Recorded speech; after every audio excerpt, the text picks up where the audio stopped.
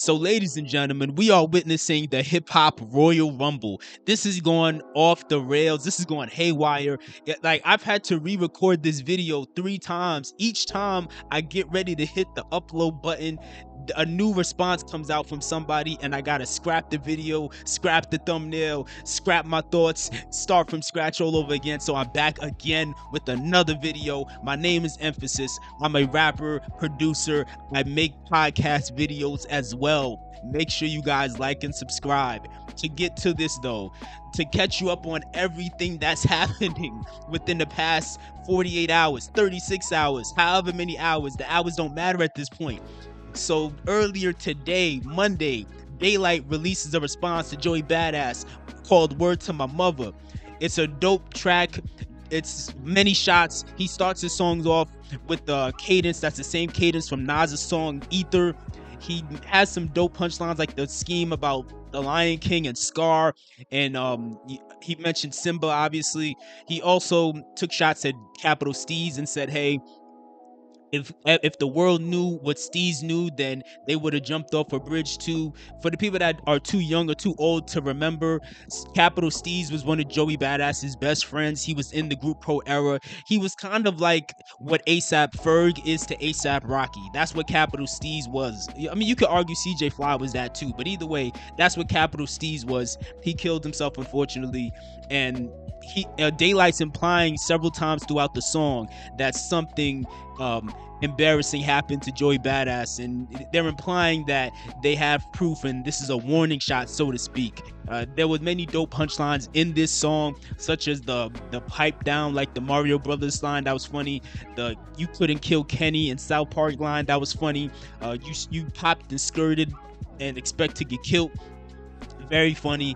And then, then from there, mind you, AZ Cheek or AZ Chike, however you pronounce that, he put out a song called Game Time, which is clearly like a little attempt at baiting Joey Badass, because Joey Badass had the diss song called The Finals. So he put out a song called Game Time, where in the music video, the car burning behind him is the same car from Joey Badass's song The Ruler's Back that started all of this in the first place. And then from there, AZ Cheek put out the diss song called What Would You Do. It's very mid. As an overall song, it's catchy. It has like a dope bop to it, but as a diss song, it's not good.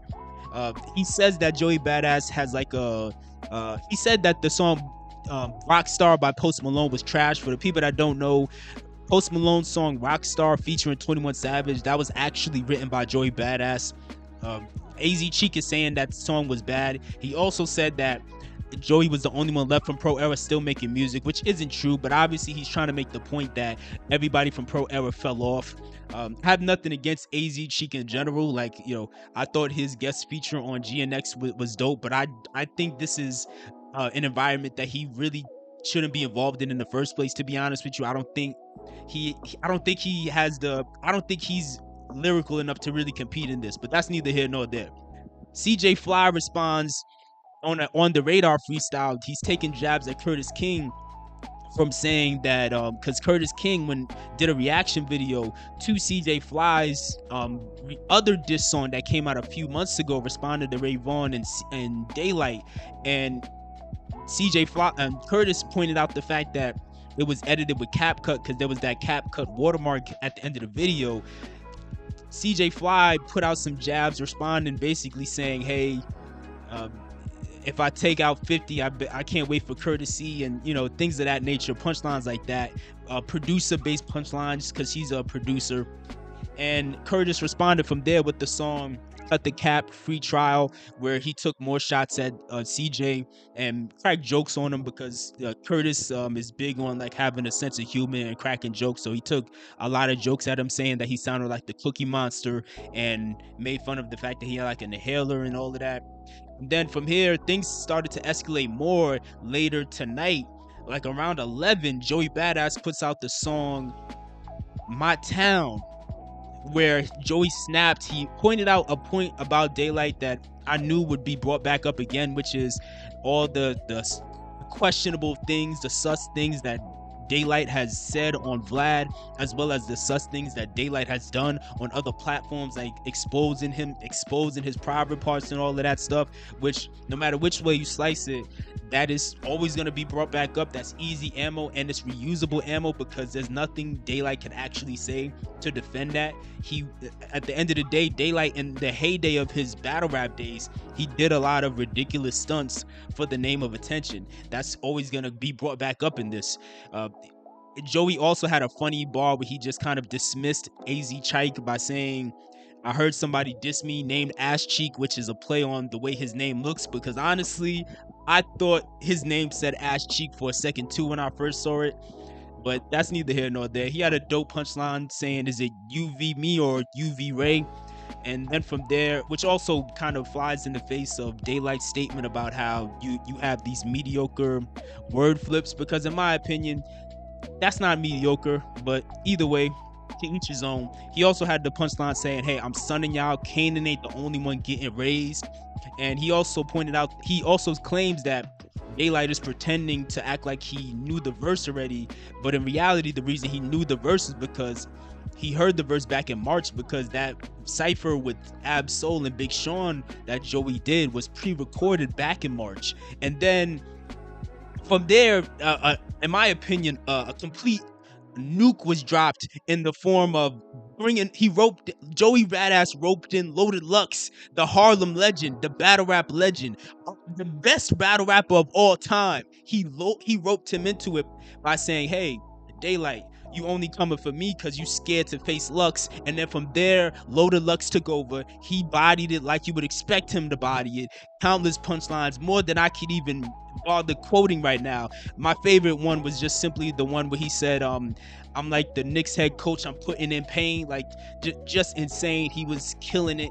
And then from there, also CJ Fly put out the song Stingray, which was a diss to Daylyt, and then it was also a response to Curtis King and taking more shots. And basically he was saying, hey, you expect me to pay for a platform the day it got banned, which I don't know if I really roll with that excuse, because of the fact that TikTok never really got banned. So I don't know if CapCut got banned. Like, I don't use CapCut. I use a different editing software, but it is what it is. But still, CJ's response, in my opinion, was still dope. He also pointed out the fact that Daylyt did a lot of sus stuff in his heyday in the battle rap world during the 2010s. And again, like I said, in my opinion, that's reusable ammo that will never really get old, because there's nothing Daylyt could say to that specifically, honestly. But then from there, right when I was about to upload it, Ray Vaughn came back off the top ropes out of nowhere. Ray Vaughn came back and he put the song GoldenEye out. And again, one thing I don't like is when hip-hop fans lose their mind and say, oh my gosh, this person responded so fast. I think that concept is overrated, because if you've ever made songs before, you understand. Again, I make songs, I rap and produce, I make songs, so I know as a lyricist, you can have certain ideas already lined up, ready to go, ready to write, ready to record, and then you could just execute it as quick as possible, especially if you got an engineer on standby, or if you are the engineer. But I don't want to get into that. But either way, the rapper Ray Vaughn put out a response. It's a dope response. It's a very aggressive response. It's a song called GoldenEye. Most of the song is just essentially him accusing Joey Badass of being at Diddy parties, and he claims that Diddy nicknamed Joey Sloppy Joe. But more than anything, it was just simply allegations about the Diddy parties. I'm curious how Joey Badass is gonna respond to that. Even though it's dope, I have to take it with a grain of salt by default, because if you're not gonna provide proof, it's just hearsay. It's just hearsay at this point. Yeah, it might sound like a dope bar, it might sound disrespectful, but if y'all aren't providing proof on these things, I'm gonna take that with a grain of salt. Like, when people take jabs at Daylyt for saying, hey, he did all these stunts, exposing himself and saying all these like sus things on interviews, you don't have to prove that. That's already documented. something like when you get into like Diddy parties, or in the case of Drake and Kendrick accusing Drake of the whole minor situation, regardless of how you feel about Drake, I think that's much trickier. But either way, it was still a dope diss track from Ray Vaughn. I like the energy Ray Vaughn has had the whole time. Ray Vaughn's energy is usually pretty intense by default, so it is what it is. I'm interested to see how Joey responds. I'm glad Joey responded the way he did on My Town, however, because of the fact that my main issue so far was the fact that Joey was not trying to find somebody to help bring along to let it be understood that he does in fact have backup, he does have reinforcement. Because one reason that a lot of people on the West Coast and the South, they felt so empowered to take shots at New York over the past several decades, and I know this as a New Yorker, is New York is naturally not a united region. It's not a united city, it's not a united region. The reason I know that is because I grew up in New York. I witnessed it. Like, New York is more of a every man for themselves type of environment, whereas these other parts of the country, they're more used to uniting in situations, which is why, obviously, with the whole Kendrick thing and TDE, they're getting behind the whole TDE umbrella, obviously. But to see Joey bring in Loaded Lux, I like that, obviously, because of the history between Loaded Lux and Daylyt. It's smart, but then also you're bringing in a legendary lyricist from New York. You're also showing New York actually get back to being a place that can show its ability to be united. I almost forgot to mention another rapper who jumped in was K Cash, I believe. I hope I didn't mispronounce his name, but it was K Cash. Like, he jumped in as well with the song called Knicks in 6. I'm about to double check now, but I gotta make sure I didn't mispronounce his name. But yes, it was called, hold on, it's called Knicks in 6 by Kai Cash, excuse me. Obviously a New Yorker who wants to jump in as well. I was very excited to see other artists from the East Coast begin to rally behind Joey, because again, New York has been getting slapped upside the head for the past several decades. So these other regions, they do feel empowered to disrespect them because New York is an afterthought at this point. But it's nice to see that there is actually a legitimate battle back and forth going on. This has become a giant Royal Rumble type situation.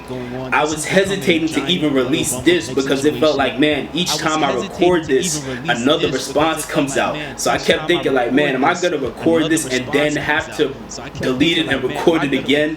We'll see. I need to go to sleep. Hopefully I will. But even if I go to sleep, there's a chance there may be a response from somebody before I wake up. I don't know. Let me know what your thoughts are on this. Are you excited about this battle? Do you think the East Coast is going to start to really rally behind Joey, or do you think it's going to still be mostly him and CJ and Loaded Lux on their own? And do you think that Ray Vaughn's allegations in GoldenEye are true or not?